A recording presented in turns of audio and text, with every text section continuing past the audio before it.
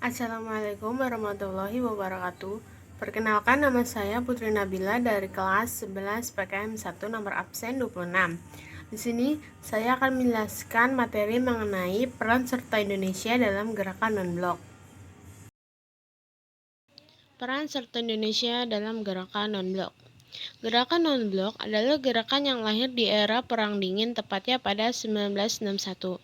Negara-negara berkembang bekas jajahan Barat yang baru merdeka tergabung di dalamnya karena tak ingin memihak Amerika Serikat maupun Uni Soviet. Tak hanya menjadi anggota, Indonesia juga adalah salah satu negara penggagas gerakan non-blok.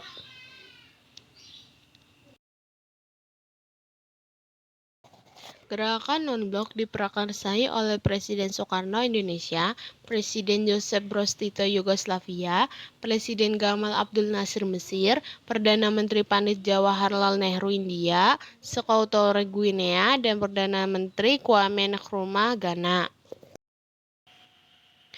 Yang pertama, Indonesia ikut menggagas gerakan non-blok sebelum terbentuk pada tahun 1961. Gerakan non-blok dan gagasan-gagasannya telah lahir 5 tahun sebelumnya, tepatnya pada 1955. Saat itu, Presiden Soekarno mengundang para pemimpin negara-negara yang baru merdeka di Asia dan Afrika ke Bandung. Pertemuan itu dikenal sebagai Konferensi Asia Afrika atau KAA. KAA menghasilkan Dasar Bandung yang menjadi cikal bakal gerakan non-blok. Setelah bertemu dan membahas masalah yang dialami, negara-negara yang baru merdeka ini bersepakat membentuk gerakan non-blok. Bagi Soekarno, gerakan non-blok sesuai dengan politik bebas aktif kebijakan luar negeri yang diterapkan Indonesia. Bebas artinya Indonesia tidak terikat atau memihak salah satu blok kekuatan. Sedangkan aktif maksudnya Indonesia aktif menciptakan perdamaian dunia. Yang kedua, memimpin gerakan non-blok.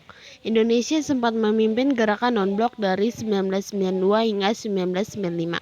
Presiden Soeharto menjabat ketua gerakan non-blok.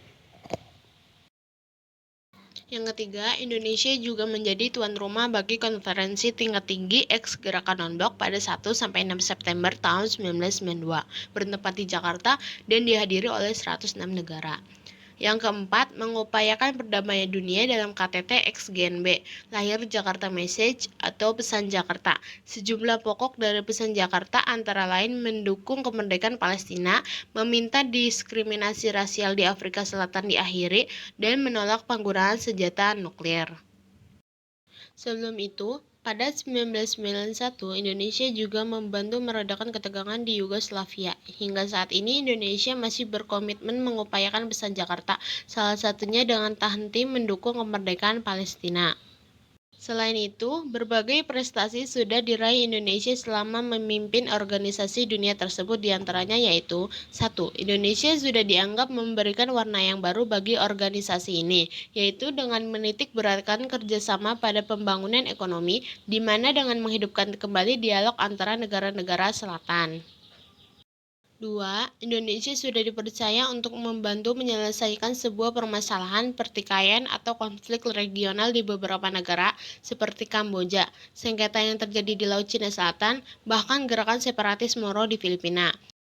3. Indonesia sudah berhasil menjadi tuan rumah konferensi tingkat tinggi GNB yang ke-110 di Jakarta dan Bogor, tepatnya pada 1-7 September 1992. Pada KTT tersebut sudah berhasil merumuskan sebuah kesepakatan bersama di mana terkenal dengan Pesan Jakarta. 4. Pada masa kepemimpinannya di GNB, Indonesia sudah mampu membawa organisasi tersebut dalam menentukan arah dan menyesuaikan diri terhadap adanya suatu perubahan-perubahan yang terjadi secara dinamis. Berikut asas dan tujuan didirikannya gerakan non-blok. 1. Asas gerakan non-blok berusaha untuk mendukung perjuangan kemerdekaan negara mana saja di berbagai tempat di dunia ini, mendukung perjuangan dalam melawan kolonialisme, neokolonialisme, dan imperialisme. 2. Tujuan gerakan non-blok mengembangkan solidaritas di antara sesama negara berkembang dalam mencapai persamaan, kemakmuran, dan kemerdekaan. Ikut serta dalam meredakan ketegangan dunia akibat perselisihan yang terjadi antara blok barat dan blok timur. Berusaha untuk membendung semua pengaruh buruk, baik itu yang berasal dari blok barat maupun blok timur. Kurang lebihnya mohon maaf. Wassalamualaikum warahmatullahi wabarakatuh.